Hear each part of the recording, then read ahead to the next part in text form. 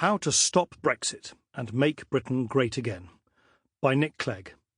Read by Nick Clegg. All men make mistakes, but a good man yields when he knows his course is wrong. The only crime is pride. Sophocles. If a democracy cannot change its mind, it ceases to be a democracy.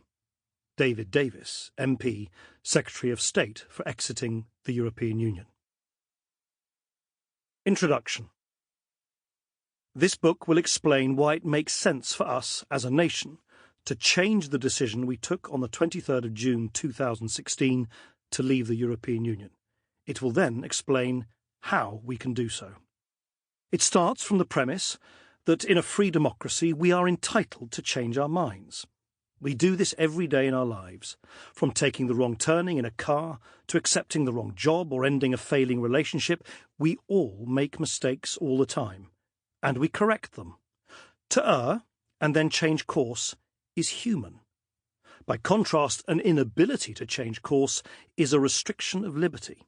How can we be free if we can't change our minds when things don't turn out as we'd hoped?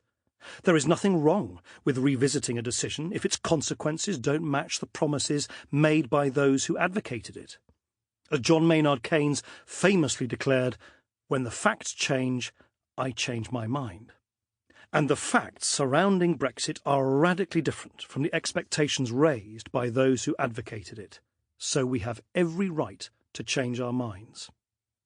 How to Stop Brexit is not primarily aimed at those readers who are fanatically supportive of our membership of the European Union or fanatically opposed to it. Nor is it intended for an expert audience well versed in the ways of Whitehall, Westminster and Brussels. It is intended mainly for those people who don't hold their views for or against Brexit especially strongly and are prepared to think again. Some will have voted Remain, others for Brexit. Many will have voted because they felt a duty to do so, even though they were uneasy about being asked to take such a momentous decision in the first place. Many are feeling increasingly unsettled by the political rancour and economic uncertainty that have followed the referendum and want to know whether there is a better way forward. This is also a book addressed squarely at those many people who voted for Brexit, knowing exactly what they were doing based on the information given to them at the time, but who now see that Brexit is not turning out the way they were promised and want to do something about it.